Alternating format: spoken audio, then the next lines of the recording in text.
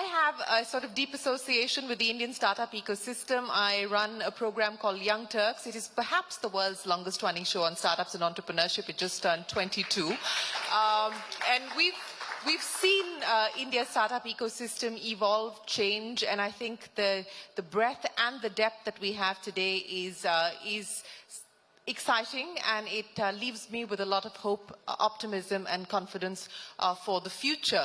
As part of Young Turks, we go out to the Valley every year, and this has sort of become this annual trek, and it was great to have these three gentlemen speak to us in June this year as part of our conversations, and I'm glad that we're able to take that forward here in India and talk about the Silicon Valley and India deep tech opportunity. So Arun, Nick and Sri, thanks very much for joining us here this evening. And Nick, I'm going to start by talking to you because you exuded confidence and optimism about the partnership, about the collaboration between what's happening in the US, in the startup ecosystem, as well as what's happening in India, especially with the deep tech opportunity that we've been speaking about. But let's talk about investments. You've got assets under management of $1 billion plus at this point in time. You were talking about upping your India funding considerably. You were also looking at fundraising. What is this opportunity going to mean specifically as far as the kind of money that you're putting to work in India in future? Yes, so we've made over the past few years, we made about 15 investments in India so far. And I want to give a little background first, and I promise I'll answer your question. You know, I remember when we started a company, we decided that deep tech in India was something we wanted to do. So in our very first fund, we started and we invested, the first investment we did in India was a semiconductor company. And that was because of the confidence that we had in the talent in India in the deep tech space. In fact, I remember talking to people back then, and they would tell us that India is not going to have a deep tech industry. It's all going to be services based. And we disagreed with that. I think when we talk about the investing, however, in deep tech, I think the challenge we have in India is not one of talent. The talent is there. In some of the areas, semiconductors and hardware, there's also some experience. But the experience oftentimes you find is relatively limited to on the engineering side, the engineering talent. In terms of understanding of markets and understanding of competitive landscape, so you can properly define products. Because one of the most, if you take a technology company in Silicon Valley, one of the most important roles that often people don't even know about is product definition. These are the people who understand the competitive landscape, understand the market opportunity, and are able to define a product that is going to win in the marketplace. And that doesn't just mean having a knowledge of the technology and a knowledge of the application, but a knowledge of the competitive landscape. So when Sriram and others have mentioned that you can't build a technology business just within the borders of your country, that is true. You have to understand all of the technology landscape, because technology is a global market. And so one of the areas where I think that linkage between India and the US, Silicon Valley and India can work, and where the VCs come in, is helping to bring some of those types of knowledge to the Indian opportunities, because the talent is here. Also helping to develop management. I think I don't know if Ankit is still here from Idea Forge, but I think if you look at some of these investments, whether it was Idea Forge or Aura Semiconductor, which were our two first exits in India, I think the role that the people who came out of the Valley played in helping them to understand what it takes to build a technology business, I think was essential in helping them to be successful. Because I've said publicly many times that companies don't fail because they run out of money. Yeah. Companies fail because of the reason why they run out of money. You have to take one step backward.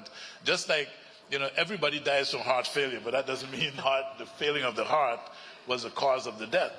And so that's another area that I think the Silicon Valley connection can bring, which is helping these young startups to understand and avoid some of the pitfalls, the ability to anticipate and avoid problems versus the ability to get out of problems because you're really smart and you could work your way out of it.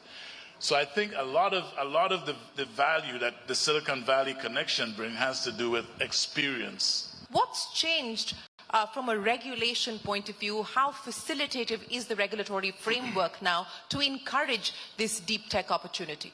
Well, I think the premise of your question is that the changes that are happening are reactionary, which I don't think is the case. Because I think in deep tech, if this is not new. In fact, as you were talking about, Nick having experience in looking at deep tech stuff long time ago, I used to work for Wipro. And, Dr. Mitta here, who is here, he was the CTO at Wipro. And I was this young college kid that came out of Indian Institute of Science. I walked into his office and demanded a job.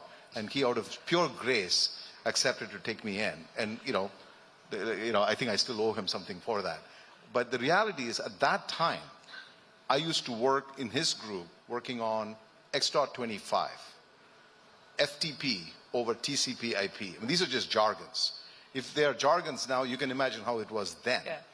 But the point I'm trying to make is that even in those days, there was a very keen desire and almost, manic curiosity of young people, me included, to want to know and do the cutting edge stuff. We didn't think that it was called deep tech. We didn't think it was called cutting edge. We just thought it was cool. And we thought that nobody else was doing it. And in fact, Wipro had two different companies. One was called Wipro Systems, which is what has eventually become what Wipro is today. Yes. And Wipro Technology, WITL, it was called, Wipro Technology Limited. And that's where all the cool stuff happened. And I was in R&D, and I didn't know anything. But the point that I'm making is that the deep tech evolution that has happened, somehow people tend to conclude that this is something new that is happening. It is not. At those days, people are programming on 68,020 machines, Motorola machines. And I know I'm dating myself now, but the reality is that was the cutting edge then. Yes. So there is an inherent possibility and curiosity that exists in India. And the reason why that is germane to the question that you're asking about regulation is that these sorts of questions have been asked by lots of other countries. Everybody knows what the regulatory policy is. And as I think it was mentioned by Ami in the prior panel, as it relates to what Israel does. So you have to make, it's not just about AI or semiconductors that you have to worry about. You have to worry about a host of things. Capital flows. How friction-free are you going to make capital flows? How are you going to make taxation conducive for, promoting certain industries? Why not consider, maybe it's a wild idea, why not consider certain key segments which you exempt from taxes for promotion of those? This may be, a controversial topic, but it's precisely for the reason why the government has to start asking questions as to how is it that we can actually accelerate. Because I do believe, as what Kevon was saying in the prior panel, you can't shoot at the duck. You have to shoot ahead of the duck. Because the things are changing so fast. There's no way India is going to be able to catch up to the leading edge fabrication of semiconductors in the next 10 years. Let's just accept it.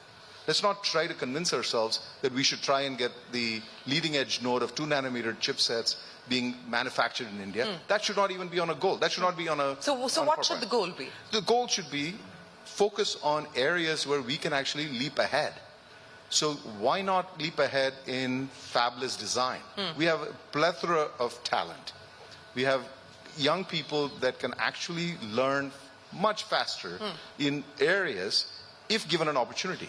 So if we did an assessment, an audit of VLSI design courses that are done in Indian education system, and you will find there's probably 100 universities, maybe a little bit more, and you would certainly wonder whether the quality of the education of the VLSI design is up to par to create the next top engineer that is capable of designing a 2-nanometer chip. If that is not there, why waste the time talking about it? So listening to what you're saying, would it be fair then to say that there needs to be better alignment between our competitive strength and where our competitive advantage can lie and the goals that we've set for ourselves? And is there a misalignment today? Well, I don't want to, these are all, profound questions, so I don't want to be critical. It's a fairly simple one. Well, it's a simple one, but it's a profound answer. You have to give, I can't give a flippant answer.